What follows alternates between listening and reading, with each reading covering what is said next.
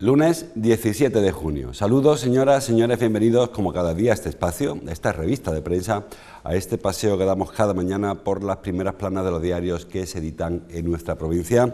Diario Córdoba, Diario ABC, Diario El Día. Dos temas son los referentes hoy a las portadas: la noche blanca de este fin de semana y también la investidura de alcaldes que se produjo igualmente el pasado sábado.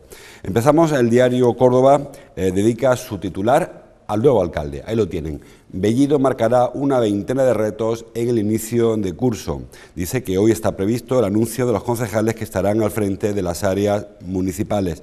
De los 14 ediles que componen el cogobierno, solo 5 tienen experiencia en gestión municipal. Se espera un reparto proporcional entre ambos socios para nombrar la nueva Junta de Gobierno local. El diario El Día, en el sumario, también habla de este asunto.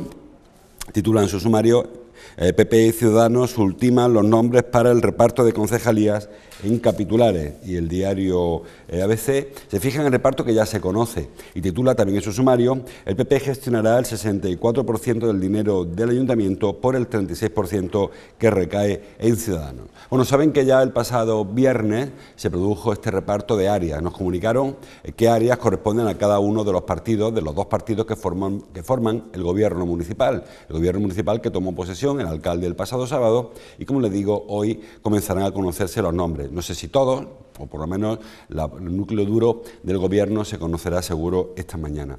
Bueno, sabemos que la negociación ha sido muy tranquila, lo hemos venido comentando semana pasada, entre el Partido Popular, José María Bellido, y Ciudadanos, Isabel Albás, para el reparto de áreas. Y luego se conocen algunos nombres, muy poquitos. El alcalde, que ya lo saben todos, José María Bellido, lo es del pasado sábado, y la primera teniente de alcalde será la número 1 de Ciudadanos, Isabel Albás. Queda de en adelante repartir muchas áreas, o ponerle nombre a las áreas que ya se han repartido, porque hay más áreas que personas. Son 14 los concejales que compondrán este equipo de gobierno. Como señala el diario Córdoba, solo 5 tienen experiencia municipal. 6 si incluimos a Salvador Fuentes, que aunque no fue concejal de gobierno, sí que fue en su día vicepresidente de la Diputación. Se han ido escapando algunos nombres. Decía el día de la constitución del Pleno del Ayuntamiento, decía algún concejal experimentado que no hagamos quinielas, que siempre nos equivocamos. Pero es verdad que cuando las quinielas todas dan ganador al mismo equipo, parece que es que al final resultará esta persona con el cargo que se le atribuye. Es el caso, por ejemplo, de Salvador Fuentes, que todo el mundo va dirigiendo hacia la Concejalía de Urbanismo, que es la pieza más complicada de este puzzle. ¿Por qué más complicada? Porque, como saben, Urbanismo ha acaparado buena parte de las críticas de los últimos 4 años por su falta de operatividad. Siempre lo decimos, no es culpa solo de los gestores, no es culpa solo de los políticos, no es culpa solo de la burocracia, no es culpa solo de leyes que están por encima del ámbito municipal, pero sumándolo todo, al final la gerencia se ha convertido en una auténtica trampa en la que van encallando casi todos los proyectos. Así que se confía, parece que el Bellido va a confiar en una persona de su máxima confianza, nunca mejor dicho, que es Salvador Fuentes, concejal de Córdoba hace algunos años ya, como les decía, en su día vicepresidente de la Diputación, vicepresidente ejecutivo, porque él coincidió la etapa con Luisa Ceballos, que era alcaldesa y es alcaldesa de Priego de Córdoba, y se encargó realmente Salvador Fuentes del gobierno de la Diputación. Bueno, todo apunta a que Salvador Fuentes será el presidente de la gerencia, será el teniente de alcalde, delegado de urbanismo, tendrá competencias también en vivienda, en Vincorsa. Esa es la primera de las señales que se nos ha dado. También todo apunta a que puede estar Miguel Ángel Torrico en presidencia. ¿Por qué? Porque también es un concejal con experiencia, ya en su día ocupó esa misma área, presidencia en el gobierno de Nieto, una persona a la que un enlazo incluso de amistad con el alcalde, con Bellido, y, como le digo, gran conocedor de las políticas municipales. El triunvirato de Nieto eran Bellido, Torrico y el propio Nieto.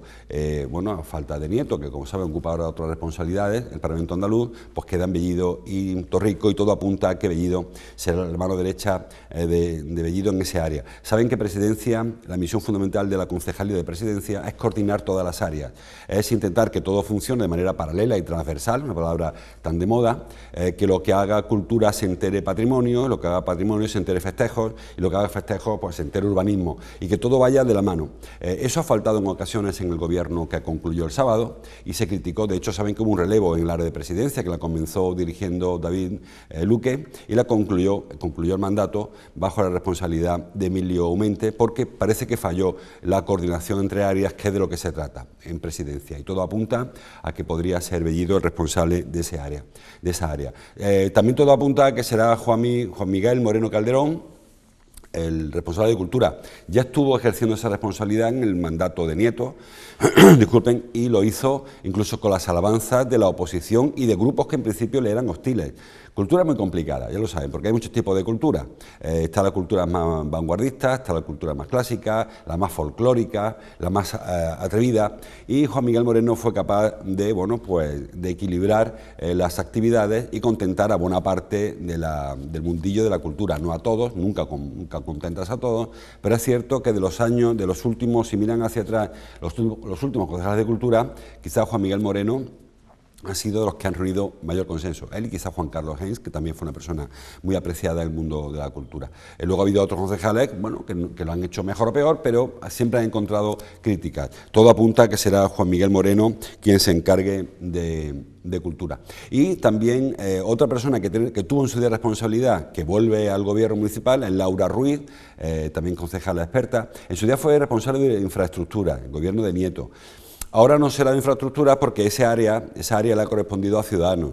Hay quien dice que se encargará de casco histórico, que es una especie de subárea de infraestructura, porque al final, y en fin de cuentas, casco histórico se va a ocupar de la mejora de la infraestructura del casco histórico, mientras que infraestructura en toda la ciudad. Así que todo apunta a que pueda ser Laura Ruiz quien se encargue de esa área de casco histórico. Repito, son quinielas, luego a media mañana, quizás si ven este programa por la noche, ya haya cambiado toda esta quiniela, pero a esta hora, cuando son las 10 menos 20, todo apunta a que irá por ahí.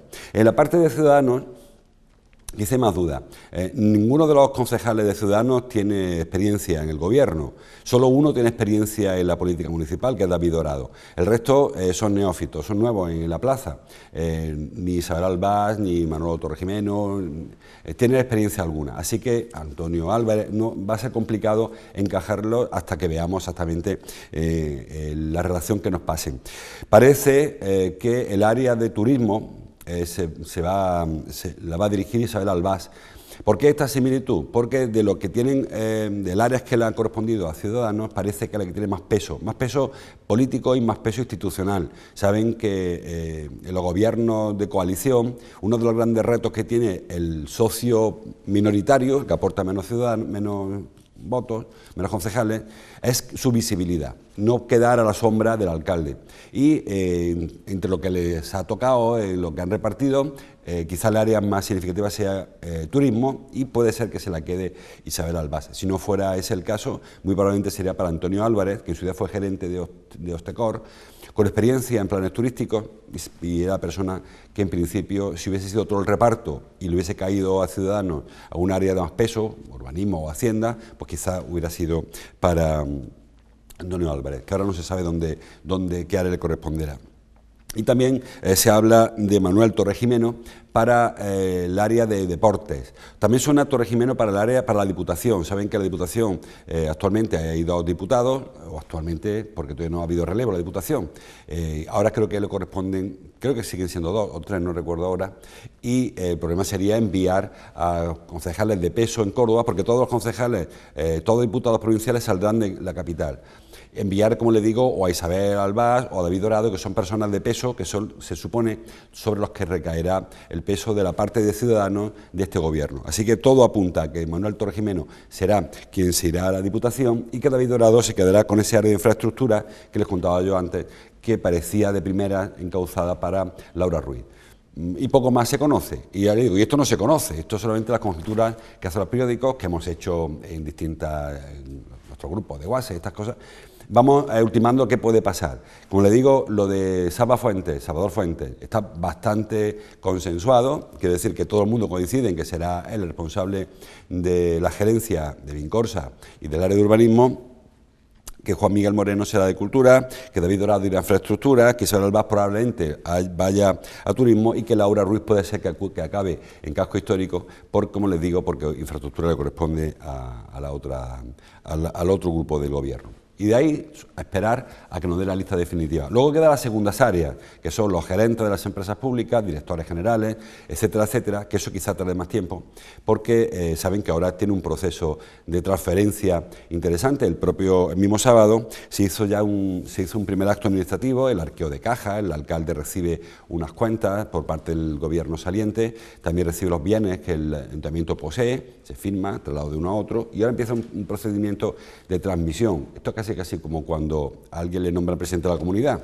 pero a lo grande, de propietario, que hay que firmar papeles para tener derecho a conocer cuentas. Bueno, pues igual, pero es una envergadura mayor y todo esto requerirá un tiempo. Además, como le hemos dicho durante estas últimas semanas, la herencia que en este caso recibe el ayuntamiento del anterior no solamente es negativa. Saben que siempre, habitualmente, un gobierno cuando entra empieza a culpar al anterior de las cosas que se encuentra debajo de las alfombras. En este caso es cierto que van a encontrar algún problema atascado, creo que se refería el diario Córdoba en su portada. Se va a encontrar con proyectos a medio hacer, algunos envenenados, como es el caso del Centro de Ferias y Congresos, Ferias y Convenciones del Parque Joyero, algunos muy atrancados, como la normal de Magisterio, algunos en fase muy inicial, como es el caso de la cesión de solares para las comisarías o para el Museo de Bellas Artes, o el auditorio que se prometió hacer en Miraflores, que casi todo el mundo lo llevaba en su programa. Pero es cierto que junto a esa herencia envenenada, esa herencia tóxica que recibirán, hay una parte positiva, y es que van a recibir un ayuntamiento muy saneado. Por las causas que sean, como les decía al principio, porque no han sido capaces de gastarlo o porque tenía una política de austeridad, vaya usted a saber, lo cierto es que Bellidos va a encontrar una caja con 120 millones de euros de superávit para gastarlo, algo que no había ocurrido nunca. De hecho, cuando Bellidos fue en su día concejal de Hacienda, se encontró justo al contrario. Él llegó con un ayuntamiento totalmente en crisis, coincidió además con la época más dura de la crisis, y tuvo que dedicarse prácticamente todo el gobierno municipal a sanear las cuentas, sanear el déficit, sanear la deuda con los bancos y a gastar poquito. Ahora, como alcalde, se va a encontrar con unas cuentas muy saneadas, con una deuda muy pequeña. O sea, se puede endeudar más sin problema. El ayuntamiento puede pedir crédito si quisiera cometer una obra grande, tiene capacidad para endeudarse y sobre todo con liquidez. Ahora está que la capacidad de gestión le permita lo que no le permitió el gobierno saliente, que es gastar lo que no pudieron gastar el resto. Así que, bueno, se habrá aún 4 años de ilusión para los que llegan, de fiscalización para los que salen. Isabel Ambrosio y Pedro García, que como saben fueron gobierno hasta hace unos días, bueno, pues en el acto de investidura, si lo siguieron por esta misma cadena, pues irán los discursos, van a estar expectantes y sobre todo van a estar atentos a que no se den marcha atrás a proyectos que en su día costaron mucho sacar adelante. Hay un par de ellos que están muy pronto sobre la mesa, proyectos muy ideológicos. Uno de ellos, por ejemplo, es la renovación del Centro Social Rey Heredia, que cumple el día 22 de junio. De aquí a 5 días, el ayuntamiento tiene que decidir si renueva la cesión de ese edificio a ese movimiento, inicialmente movimiento, si quieren, Ocupa o libertario, como fuera, social sobre todo, y que quedan 5 días para que se renueve. Y habrá que decidir si se mantiene o no, que yo creo que se va a mantener, sinceramente. Y el otro elemento muy ideológico que también está sobre la mesa es el cambio de rotulación de calles. Saben que en los últimos días del mandato anterior, el gobierno anterior decidió acelerar el proceso que se aprobó en pleno del cambio de rotulación de las calles más complicadas, más polémicas, Vallellano, Cruz Conde y Cañero. Y si el gobierno actual, el que ya entró el sábado, quiere realmente dar marcha atrás, debe hacerlo muy pronto, porque, claro, cuanto más tiempo pase, más difícil va a ser dar marcha atrás a este proyecto. Ya dijo Alvaro Blas hace una semana, era todavía concejal del gobierno anterior, que van a estar expectantes y van a denunciar ante los juzgados si se incumple la ley de memoria democrática, que fue la que propició el cambio de calle. Bueno, pues todo esto va a pasar muy pronto. Hoy empezaremos conociendo nombres, muy probablemente, si no hoy será mañana, en la lista definitiva, y luego durante esta semana iremos conociendo proyectos puntuales, aunque tampoco, como siempre decimos, hay que dar un poco de margen. No se trata de pedirle que en una semana cumplan sus promesas cuando ha habido bueno, pues periodos prolongados en otros mandatos donde ha habido poca acción de gobierno, incluso en unos casos ha habido una dejación. Hay más cosas. Por ejemplo, el tema de la Noche Blanca que les comentaba, portada para el diario El Día. El público avala la Noche Blanca del flamenco con un lleno en todos los espectáculos. También en el diario Córdoba tocan ese asunto, en este caso con foto, una foto de AJ González. Ahí la tienen. Exitosa Noche Blanca a rebosar y sin incidentes. Y en el diario ABC lo he leído, pero no sé dónde. Sí, algo parecido pone, pero no encuentro dónde. Bueno, pues ya lo sabe. Hubo mucha gente en la Noche Blanca y, como señala el diario El Día, muy repartida. Se temía que ante la llegada de Rosalía desplazara Noche Blanca hacia Ciudad Jardín y pues dejara sin público el resto de sedes. Es cierto que el concierto de Rosalía era muy distinto al resto de conciertos. Hubo flamenco más puro, más hondo, más ortodoxo en otros escenarios, y el público más joven, el público que quería ver a Rosalía, pues se fue a la Plaza de Toros, los que tienen entrada, que por cierto, a pesar del lío tan gordo que hubo con el tema de las entradas, apenas hubo 100 y pico que los volvió la policía o la seguridad porque no coincidía su número, su carné con su entrada. Saben que las entradas eran nominativas, pero un porcentaje ínfimo, o alguien que se equivocó a la hora o el que pidió la entrada puso el nombre que no era, o alguien no entendió que había que ir el titular. Bueno, 100 y pico sobre 10.000, me parece que es una cifra asumible ante ese tipo de avalanchas. El público abarrotó la Plaza de Toros, como veíamos en la foto de AJ, como pudieron ver también los que fueron a la Jerquía. Saben que el concierto se retransmitió por circuito cerrado al Teatro de la Jerquía, donde también se habilitaron otras 4.000 entradas que, por cierto, no se completaron. Se repartieron, pero no todo el mundo fue a la Jerquía porque el espectáculo era distinto. Y hubo personas que dijeron, me he hecho la entrada de bolsillo y si no puedo ver, pues no sé, a Esperanza o a la Macanita o a la Terremoto, me voy a la Jerquía. Y al final se quedaron donde te habían pensado ir porque no fue el llenazo. Es verdad que era verlo como en un cine de verano, porque aquello era una pantalla muy grande de cine de verano y el público sentado cómodamente en sus asientos, mientras que en la Plaza de Toros sí que la gente brincaba y saltaba. Bueno, pues distinto. El resto de espectáculos muy bien, todo lleno, como suele ser habitual, el público que intentó moverse, pero ya por experiencia todos sabemos que cuando vas a uno de los escenarios y tienes que llegar media hora antes para coger sitio, cuando llegas al siguiente difícilmente encontrarás sitio, así que cada cual elige su escenario, su favorito, allí hace guardia, coge su localidad y cuando acaba da un paseo por si pilla algo, y habitualmente se pilla poco. Es verdad que hay mucho espacio, de las 10 de la noche que hubo el primero hasta las 4 de la mañana que hubo el último, hay tiempo para moverse. Un nuevo éxito de la Noche Blanca que se consolida. Quizá hay que repensarlo, como siempre cuando acaba un espectáculo de este tipo, le ocurre a la Noche Blanca, le ha ocurrido a Río Mundi hace unos días, le ocurrirá al Festival de la Guitarra, cuando termine hay que repensar qué se ha hecho mal, qué se puede mejorar y dónde hay que insistir. En este caso quizá, yo creo que tanto Noche Blanca como Río Mundi, veremos qué pasa con el Festival de la Guitarra, le falta quizá promoción externa, porque no olviden que tanto una cosa como la otra no se hace pensando solo en los cordobeses, se hace pensando en posicionar el verano cordobés, que es tan malo para el turismo, y darle atractivos para que los turistas sigan llegando a Córdoba también en los meses de junio, en el mes de junio en este caso, y julio con la guitarra.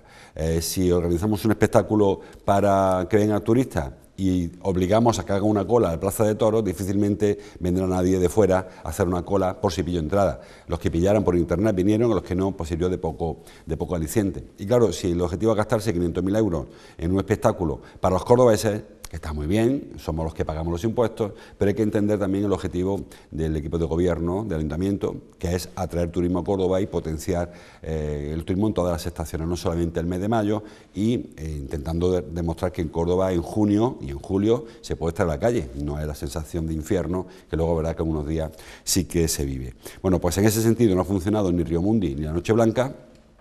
Noche Blanca un poco más de promoción, pero tampoco parece que se consiga los objetivos. Habrá que esperar que hagan los hoteleros balance de la Noche Blanca en cuanto a alojamiento, aunque, como les digo, es un espectáculo más de consumo local, de consumo interno, la provincia, más que aliciente para otras ciudades. Luego vemos cómo hay grandes festivales en otras provincias, en otras ciudades, donde sí que va la gente en procesión. Aquí todavía, y eso que son 12 años ya de Noche Blanca, no se está consiguiendo.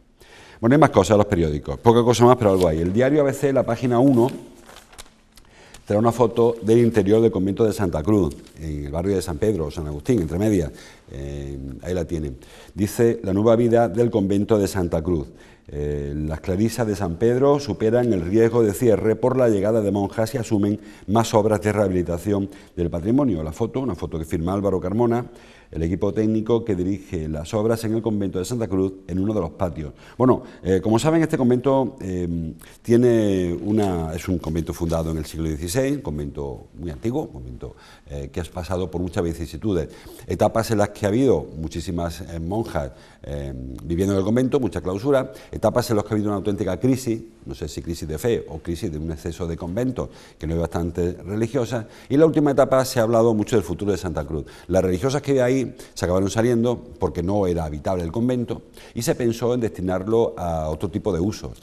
Bueno, pues ahora es lo que se ha intentado. Ahora han llegado, como señala el diario ABC la portada, nuevas religiosas, nuevas monjas, y plantean recuperar el edificio, como les digo, del siglo XVI, un edificio muy reformado, queda poco de las trazas originales. Ahora cuando están excavando los operarios, pues sí que encuentran cimientos antiguos, pero el aspecto, si han entrado alguna vez en el convento, es un aspecto que no es el aspecto barroco que corresponde, hay muchas obras posteriores que cambian la fisonomía.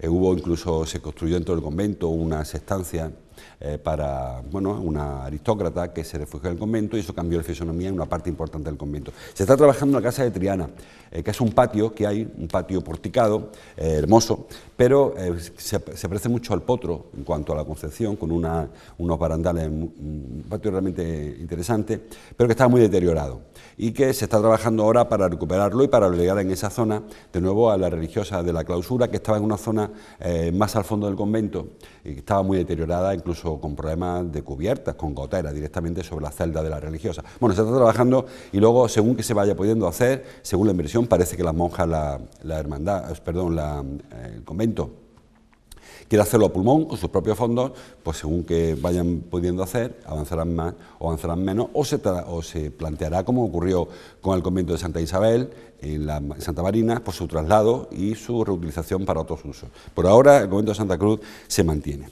Más cosas. Habla el diario, ya cosas que se van alejando de nuestro ámbito más cercano. Bueno, el diario Córdoba habla de la PAC, que es de ámbito cordobés, también regional y español. La PAC es la Política Agraria Común de la Unión Europea, pues ahí lo tienen arriba. La PAC reparte en Córdoba 295,8 millones de euros hasta junio. Siempre hemos hablado y siempre hemos coincidido en los comentarios la dependencia que existe tan grande del campo andaluz y del cordobés hacia las ayudas comunitarias, que no es que sea malo, o sea, creo que es importante que Europa, que España, que Andalucía, que todo el mundo, las instituciones me refiero, respalden a los agricultores. Pero lo que tiene de negativo esta noticia es que habrá un día en el que se terminen estas ayudas. ¿Por qué? Porque a medida que se incorporan países nuevos a la Unión Europea, España deja de ser una zona preferente en cuanto a ayudas y subvenciones, en detrimento de países que entran con un nivel de renta mucho más bajo y con más necesidades que España. Es el caso según vayan incorporándose países del este. Con lo cual, estos 300 millones de euros que han llegado desde la Unión Europea a los agricultores andaluces, a los cordobeses en este caso, poco a poco se van reduciendo. Claro, si depende el campo de que lleguen ayudas para que sea rentable o no, hemos conocido este año casos de la naranja, por ejemplo, que se está vendiendo muy por debajo de lo que cuesta recogerla. Si no hubiera ayudas a la producción, no sería rentable la naranja. El aceite todavía anda por encima del umbral, pero si se le redujeran las ayudas, difícilmente se podría vender aceite, se podría producir aceite, porque costaría casi lo comido por lo servido. Incluso ha habido campañas en lo que ha costado dinero recoger la aceituna. Pues así, el vino pasa igual. Hay cultivos muy subvencionados, porque la política comunitaria intenta pues, que se recuperen cultivos o que se produzcan algún tipo de producciones, de especies que no se producen en otros sitios, y si no se van incentivando, no se haría. Así que cuidado con las ayudas, que un día se acabarán y nos encontraremos con un campo hipotecado a expensas de las ayudas o no. Y sin ayuda difícilmente se puede sostener el actual nivel de producción, sobre todo de ocupación del campo y sobre todo de trabajo en el término rural. Lo decimos siempre, Córdoba tiene un problema con el campo y es que está dedicado exclusivamente al cultivo, exclusivamente además a la aceituna. Falta en el resto de infraestructuras, el resto de la industria o la industria agroalimentaria que se encargue de luego elaborar el producto. Si solamente seguimos plantando olivos y recogiendo aceitunas, habrá un momento en el que no sea rentable el campo, y lo peor es que no va a ser dentro de 100 años, sino que poco a poco se va viendo cómo esa dependencia es cada vez mayor. Se ha intentado con otros cultivos, con la silvicultura, la leña, me refiero, con los árboles, con el almendro, se intentó en su día con el pistacho. Bueno, hay que intentar nuevas fórmulas para que no haya esa dependencia absoluta del aceite, de la aceituna, y sobre todo que no se dependa tanto de que sean productos subvencionados, productos financiados o al menos que vengan con ayuda de la Unión Europea.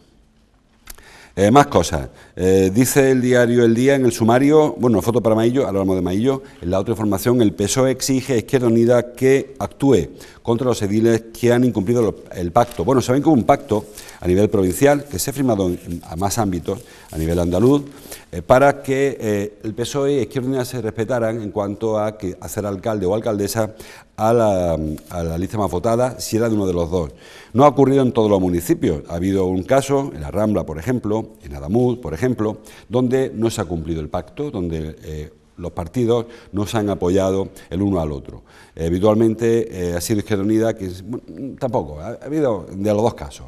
Izquierda Unida PSOE y PSOE Izquierda Unida. ¿Por qué ocurre eso? Siempre lo explican los responsables de los partidos.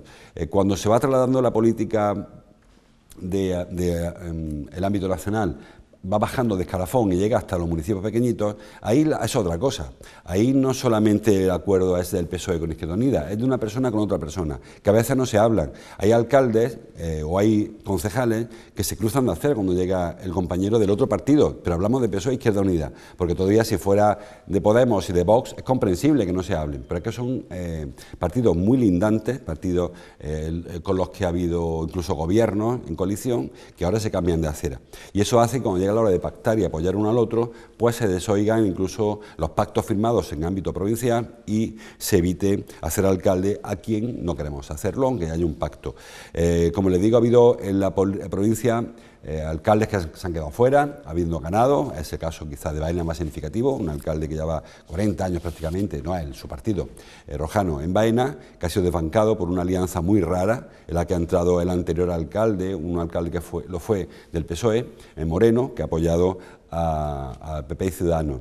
Ha habido movimientos raros en la provincia, en la Rambla que les decía también, en Adamuz también ha habido algún caso raro, en Peñarroya. En fin, ha habido algunos casos que iremos analizando toda la semana, hay tiempo para hacerlo, y algunos otros que al final ha habido acuerdo, como es el caso de Montoro. Dará tiempo, porque además que tenemos la provincia, la Diputación, de aquí a 10 días que habrá que nombrar presidente, también está muy calentita la cosa. Y el caso de Maillo, como les decía, venía la foto en el diario El Día, lo han visto, Antonio Maillo deja la dirección de Izquierda Unida en Andalucía y su escaño en el Parlamento. Noticia sorpresiva, porque, bueno, relativamente sorpresiva, quizá en el momento, ¿no? También el diario Córdoba, con foto para Maillo, para Lucentino, Antonio Maillo de Lucena, aunque vive en Aracena, donde es profesor de latín. Maillo, dice el diario Córdoba, regresa a las aulas. Ha pedido sobre ingreso como profesor de latín en ese instituto de Huelva, de Aracena. El parlamentario andaluz renuncia a la coordinación de Izquierda Unida de Andalucía y a su escaño. Digo que es sorpresiva por el momento, porque Maillo, saben que era, hasta ahora lo ponen los periódicos, no tengo que... se lo recuerdo, coordinador regional de Izquierda Unida, número 1 de Izquierda Unida en Andalucía. Ya hacía tiempo que iba amagando con dejarlo, porque los resultados no le son propicios las últimas comicios, ni las autonómicas, ni las generales, ni en las provinciales, ni en las municipales. Ha ido el hombre tropezando. Pero claro, ahora parece que ha pasado ya todo lo gordo. Ya no quedan elecciones hasta dentro de 3 años. Maillo tuvo un problema de salud muy delicado, tuvo un tratamiento también en su día complejo, con quimioterapia, radioterapia. También allí se habló entonces de que podía dejar la responsabilidad política. Pero ahora que han pasado las elecciones, las autonómicas, que le fueron relativamente mal, que propició, como saben, el cambio al relevo de la Junta de Andalucía para que entraran PP y Ciudadanos, tampoco le fue bien en las generales. Con su pacto, saben que Maillo es muy del pacto con Teresa Rodríguez en el ámbito autonómico y el pacto con Podemos en el ámbito nacional, frente a otros que propugnan que vayan en solitario Izquierda Unida y Podemos. Digo que cuando ha ido pasando etapas, parecía que ahora es cuando estaba más tranquilo, y ahora es cuando anuncia que lo deja tanto su escaño en el Parlamento de Andalucía, su cargo, por lo tanto, institucional, también el cargo orgánico como responsable de Izquierda Unida, y que se vuelve directamente a su instituto a dar clase a Aracena. A Maillo, como les digo, es lucentino, saludo a otro paisano, le deseamos lo mejor, pero ahora se abre un frente importante en las 8 provincias, porque no sabemos si ahora se irá repitiendo congresos, etcétera, etcétera. En principio, el relevo será solo en el ámbito de la cabeza del partido en Andalucía, el caso de Antonio Maillo. Por ahí, por algún sitio, he leído, no sé dónde, Sí, en el ABC. Izquierda Unida avanza en la fusión fría con Podemos. Bueno, saben que en su día se habló de la convivencia de las distintas izquierdas. Se han visto los resultados, que no es positivo, que cuando se presentan varios partidos con un programa similar, es el caso de Izquierda Unida, de Podemos, de Ganemos y de otras formaciones que han ido apareciendo como decisiones, se reparte el voto y se pierden diputados, se pierden concejales, se pierden escaños. Bueno, pues Izquierda Unida y Podemos avanzan hacia una fusión fría, dice, una fusión casi por hecho consumado. Bueno, habrá que ver cómo termina el asunto, pero Pablo Iglesias y Alberto Garzón, como saben, en el ámbito nacional, bueno, andan muy de la mano. En el ámbito regional, el caso de Antonio Maillo y Teresa Rodríguez también. En el ámbito local, por ejemplo, vieron que las elecciones municipales últimas se presentaron por separado. Izquierda Unida, Pedro García, y Podemos con Cristina Pedraja. Bueno, pues eso se trata, ¿no? Eso trata la izquierda, la confluencia que permita mejorar resultados. No sé si Maillo también es su salida, hay que leerla en esa clave o no. A lo mejor en unos días nos van dando algunas otras respuestas. Aquí lo dejamos. Como cada día les invito a que sigan con nosotros, promoción habitual de esta casa, y mañana, que será martes, seguiremos leyendo la prensa. Hasta entonces, como siempre, gracias por su atención.